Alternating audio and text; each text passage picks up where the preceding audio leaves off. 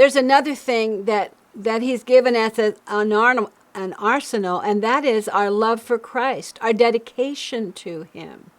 Because you see, when we are wrapped up and centered in Jesus Christ, in his person, in loving him, in worshiping him, if we are people who read his word and hear his voice, we are people that will have no fear. Wow.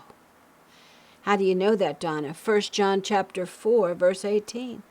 There is no fear in love, but perfect love casts out fear, because fear involves torment. But he who fears has not been made perfect in love. You know, that's a hard saying, because many of us, we have natural fears that, you know, the Lord has actually given us to be a protection.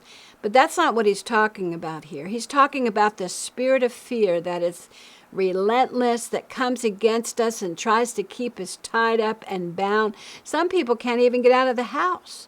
Well, that's the enemy. That's the enemy who's trying to keep them from touching people who might need to know Jesus.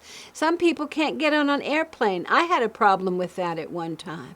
But the more that we love Jesus and his purpose, and we're in relationship with him, and we pour out our hearts to him, I'm going to tell you something. He is one that removes fear far from us, because he is perfect love. Oh, what a prayer to pray. Lord, help me to love more perfectly. And then you all know the verses in Ephesians chapter 6, beginning at verse 6, talking about the armor of God, that we should be fully dressed. You know what it is: the helmet of salvation, the breastplate of righteousness, our loins girt about with truth, right? That shield of faith that quenches every fiery dart of the wicked one. The sword of the Spirit, that two-edged sword that helps us to discern what is true. But I want to emphasize today, because this is where we are as a church, folks. There is a job, there is a mandate on the Church of Jesus Christ to get the gospel out.